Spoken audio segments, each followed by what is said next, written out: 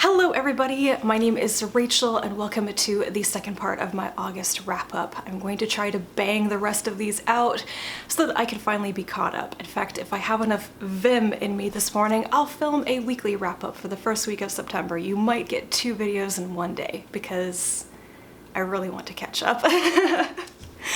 Anyway, also yes, it is still summer here. It is going to be abysmally hot and I am wearing a long-sleeved woolly sweater because I finished my Weekender light yesterday.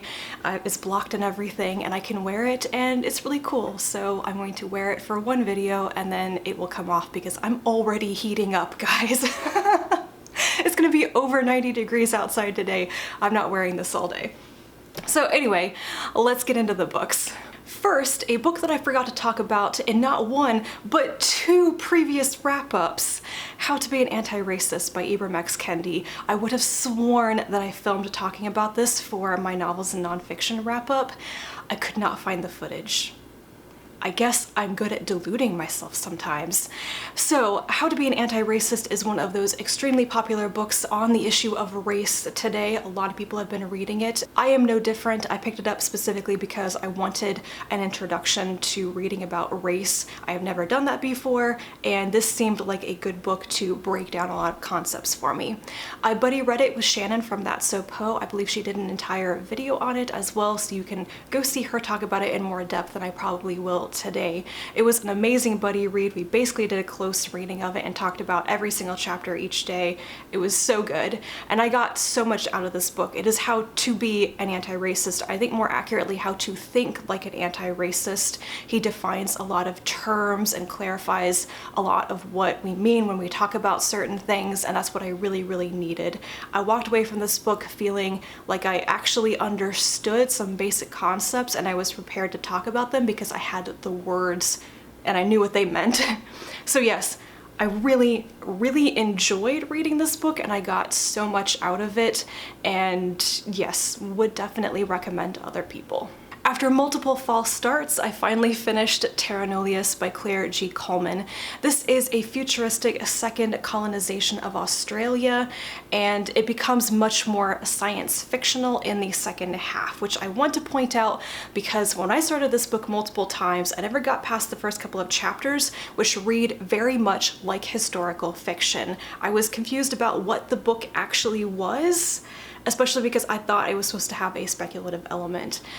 Thank you to the multiple people who pointed out to me what it's actually about, because after some people explained it to me, I understood what the book was doing so much better and I really got into it. So this is about the brutality and violence and racism and prejudice and horrible things like slavery that happen to the people of Australia when they are invaded and colonized for a second time. It very much is pulling from the past to tell the story of the future, and for that reason, I'm going to say that I appreciated this book. I did not necessarily enjoy it. There is a lot of sadistic violence in this, especially towards children and younger characters, and I have always found that to be very difficult reading. It's a very dark book in many ways, especially when you know that this has already happened. This is rooted in reality, and we're just seeing it happen again for a second time in a fictional story. So it was really worth reading. I definitely think that Coleman pulled off the story that she wanted to tell. For like a debut novel, this was well put together and it works quite well. I will say that I think that the ending wobbled a little bit. I can't really pinpoint why, but I stopped feeling like it was so strong in the storytelling and the structure in the last couple of chapters, but I would definitely recommend it. Not many people have talked about this on BookTube, and I think it is definitely a book worth reading. Next up, I read Vagabonds by Hao Jingfang. This is translated by Ken Liu, and it is the Chinese science fiction novel I was really looking forward to this year. It was a very interesting novel and much longer than I thought it was going to be. It's like 600 pages long, and I went into it wondering, why does it have to be this long? It was a little bit of a mixed bag, but I enjoyed what it was overall, and I thought it had some very interesting points to make. It's basically this kind of slow exploration of the cultural and social and economic differences between a futuristic society on Earth and a Mars colony that has since broken off from Earth. It's kind of set after a war that split the two, but they're now back into relatively friendly contact, and it follows the students from Mars who went to live and study on Earth for 5 years and have now returned to Mars and are seeing it with new eyes, basically. So yeah, I definitely enjoyed this, but I have some cons to it as well, so I think I will do a separate review where I can explore some more of that and explain a bit more what I think this story is doing. I'm going to skip around a bit and talk about all the comics next, because why not? I read the second volume of The Invisible Kingdom. This is written by G. Willow Wilson, and the beautiful artwork is by Christian Ward. I couldn't wait to read this one after I was wowed by Volume 1, though I did not expect Volume 2 to be as good as Volume 1. I particularly liked the first volume because it was such a strong start to a series. It would be pretty difficult for the second volume to live up to that. And I did very much enjoy the second volume. We see more of the two main characters, Grizz and Vess, interacting with each other and the development of a particular type of relationship between them, which I am interested to see how that's going to go. We've got a bit of that kind of I don't want to say tropey, but the alien bonding thing. I don't know. I liked where this went. I liked seeing more of the individual characters, and I have no idea where the story is going to go, particularly because the premise is two very different people simultaneously discover that kind of an evil big corporation is working under the table with a religious institution. Together they kind of control everything, and they try to expose this relationship, and then it doesn't go the way that they expect or the way that the reader probably expects. So it completely changes where everything goes after that point. So I don't know what Volume 3 is going to be like, but I will definitely be reading it. Cosmonites by Hannah Templer is possibly one of the most queer-friendly and enjoyable comics I've read all year. It has a bit of a silly premise that, you know, maybe in a galaxy far, far away, there's this system of royal families on different planets have daughters, they're princesses, who are won and traded in these like Cosmonite tournaments. The main character in the story helped her friend, one of the princesses, escape when they were children, and then gets the chance much later on to join in on the Cosmonite tournament side with two people who are fighting in the tournaments in order to kind of save and rescue the princesses and let them live their own lives rather than being married off. And the main character wants to know, you know, what happened to her childhood friend who disappeared when she managed to escape this system. And it's so fun, mostly because it is so queer friendly, and the artwork was beautiful. It was just a fun romp. I thought it was going to be a standalone though.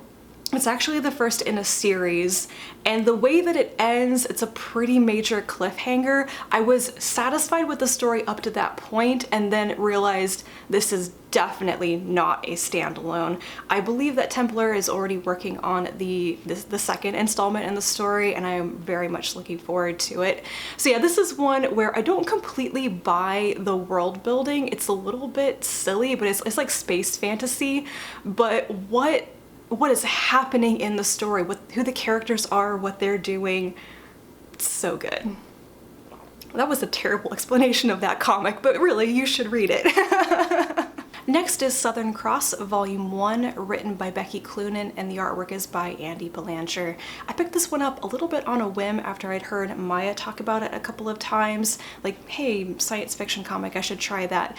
It's actually more like space horror. It veers pretty rapidly from a general science fiction setup, you know, on a spaceship, headed towards Titan, to horrible things happening. Oh my gosh, grisly murders, interdimensional weird stuff happening. So it's basically about a woman named Alex Braith who is trying to find out who murdered her sister. She boards a ship called the Southern Cross on her way to Titan, where her sister was, and strange things happen on the ship. It seems like it's haunted and something horrible and grisly happened in the cabin where she is staying with a stranger. So I liked the premise enough, and the way that this one ended, it left me very curious about what would happen next. So I think I'll pick up volume 2, but I'm a bit worried it has definitely gone full into horror mode, and I was having some difficulty with that by the end of this first volume, so I'll see how much I want to continue. Next is Moonstruck Volume 1. This is written by Grace Ellis and the artwork is by Shay Beagle and Kate Leth. This is another one I picked up on a whim, mostly because I recognized Grace Ellis's name. She has written for Lumberjanes, which in the past has been one of my favorite comics. So I expected this to be cute and whimsical and a lot of fun fantasy, basically like a fantasy romp. And it's definitely cute. It has this really pretty pastel fantasy art. It's set in like this town where all of the characters are supernatural or mythical people. There are no like straight up humans. The main character is a werewolf and her best friend is a non-binary centaur. They work in a coffee shop together, and basically a fox magician comes to town and steals the centaur's butt, and they're trying to get their centaur butt back because they don't want to have human legs. Okay, so this could have been very whimsical. I think that's what it was aiming for. It was a bit of a mess writing-wise though. Just the plot and the pacing was all over the place. It was kind of illogical and rushed, and yeah. So it was a bit of a mess.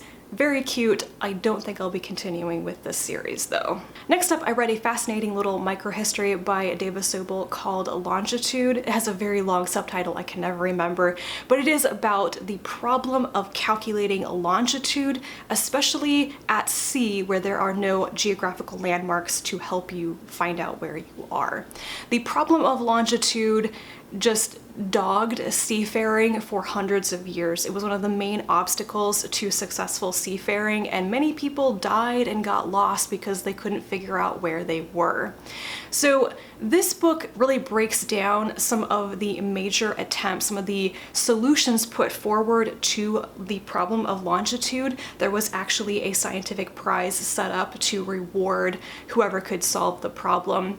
And it mostly focuses on one man who did it. He was John Harrison, and he invented the first accurate marine chronometers. And he invented this series of amazingly advanced and very small, eventually, clocks. So interesting. I had heard of the problem of longitude in multiple previous books. I had never heard of John Harrison, and I wouldn't say that this is a biography of Harrison because so little is known about him personally. Sobel is pretty limited to just what we know about the little clocks and timepieces that he did invent and his interactions with like the Royal Scientific Society and trying to claim the Longitude Prize. It was a really interesting little history. I really enjoyed listening to it on audiobook and would recommend it. I think this is probably my favorite of the popular science books I've read by Sobel so far. Boyfriend Material by Alexis Hall. This is a contemporary male-male romance novel. It was very fun, with one major caveat I'll get to in a second. This is about a man named Alec. He is the son of like former 80s rock stars or something. His life has been completely derailed after a former boyfriend sold him out to the tabloids, and he's basically living the image that the tabloids have imposed on him of just this sordid life, and it's ruining his life. After ending up as a headline one too many times, the charity that he works for starts losing donors because they don't like his public image, and his boss basically tells him to clean his image up and yeah, maybe get a good boyfriend so that he won't be fired. So he gets involved in the scheme to find a good boyfriend to improve his image. He is set up with a man named Oliver. They're kind of friends through a mutual friend, and they didn't really like each other to begin with, but they're both kind of desperate for boyfriends, like pretend boyfriends. So this is a fake dating book. And I enjoyed a lot of this. I particularly liked Oliver. I thought he was a very interesting person, and I really wanted him to have a point of view in the story, but he never does. Alec was a mess. I liked him a lot better at the end, though, when you see more of his good qualities finally emerging. My one major problem with this book, though, is that I got so much secondhand embarrassment from it. Alec does this series of really humiliating stuff in public, but also he keeps putting his foot in his mouth with Oliver, and I just... There were a couple of pages I had to skim read. I just found it too painful and embarrassing to read what he actually did or what he actually said. It was bad. I don't know if it was just the mood I was in at the time, but I just felt like I couldn't watch somebody doing something so embarrassing in front of another human being. It works out in the end. I'm very glad that I read it. I think this may be one of the few ever romance novels I've read written by a man, and I liked it a lot. For a bit of genre whiplash, I went from reading boyfriend material to reading Letters to a Young Poet by Rainer Maria Rilke. This is a collection of 10 letters that Rilke wrote to an aspiring poet from, I think, 1902 to 1908. They're absolutely beautiful letters filled with advice on being a creative person and living the creative life. They're very reflective and deep and wise. Like, oh, this was good. I've had some people really rave about this to me. Andrea from Infinite Text was like, you need to read this when I first started looking into things by Rilke. I'm so glad that I picked this up, and I should have taken more time to read it. I think I will definitely get my own copy of this and read it again, and I can see why this has been such a beloved collection. Sometimes I feel like it's almost more famous than Rilke's poetry.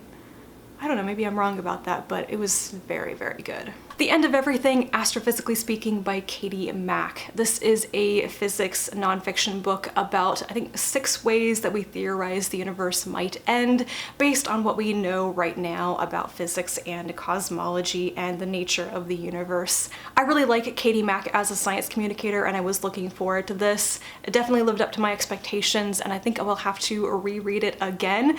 I can't remember what I was doing while listening to this, but I kept having to rewind and listen to sections again because I was losing track of where I was in the audiobook.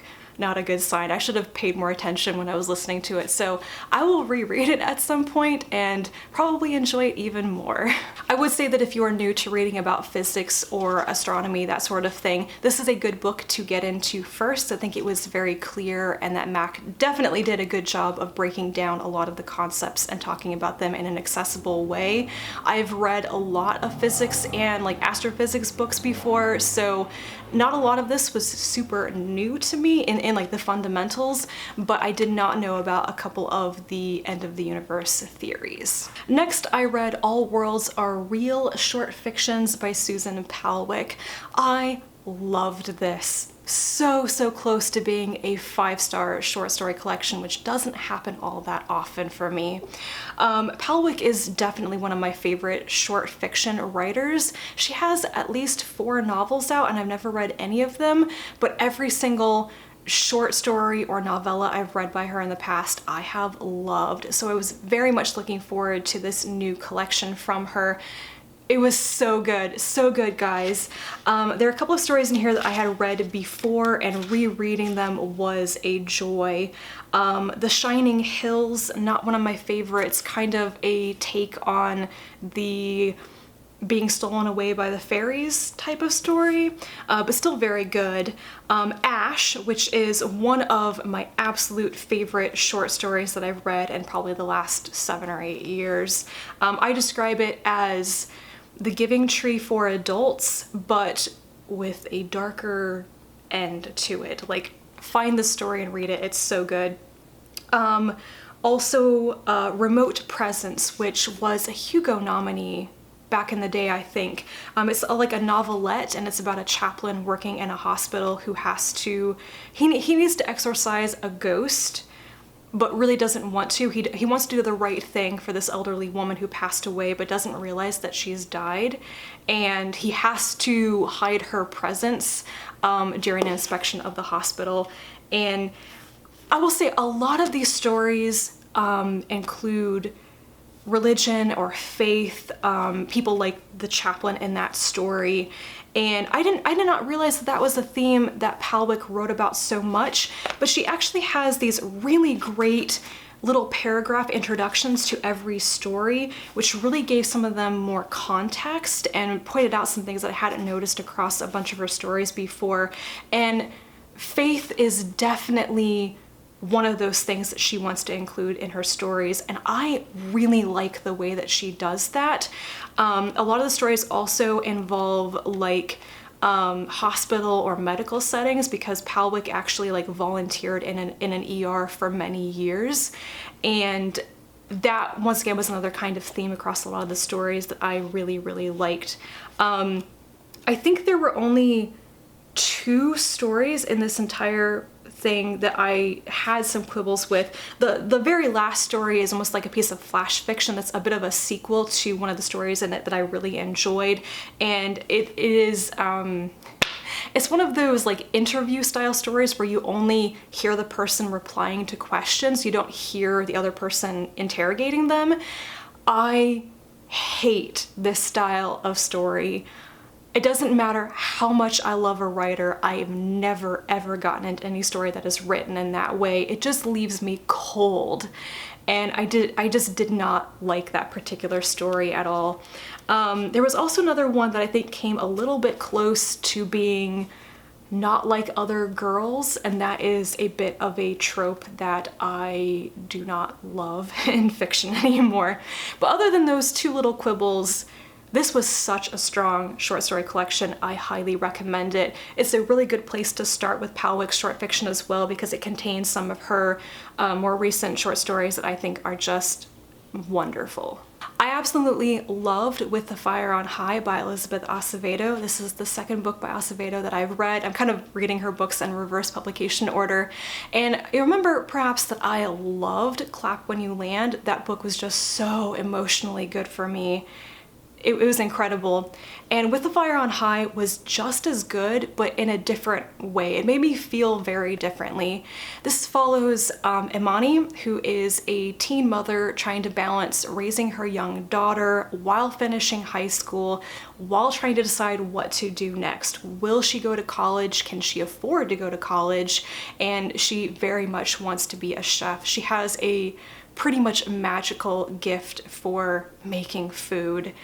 And she gets the chance in her senior year of high school to take an elective course on culinary arts that includes a trip to Spain. She really wants to take this course, but there are a lot of obstacles in the way.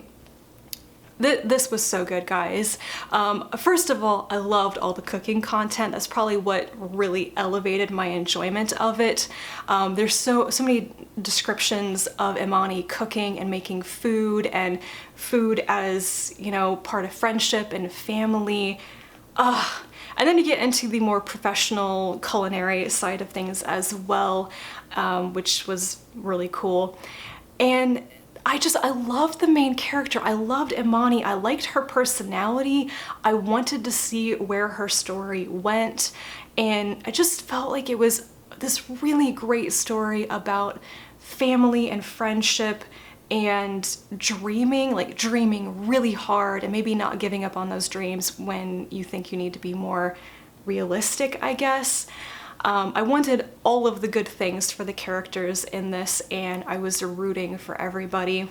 I think that it wrapped up maybe a little too patly at the end, with particularly what happens with Imani's father, who's basically an absent parent. He left when her mother died, giving birth to her, and she's been raised by her grandmother.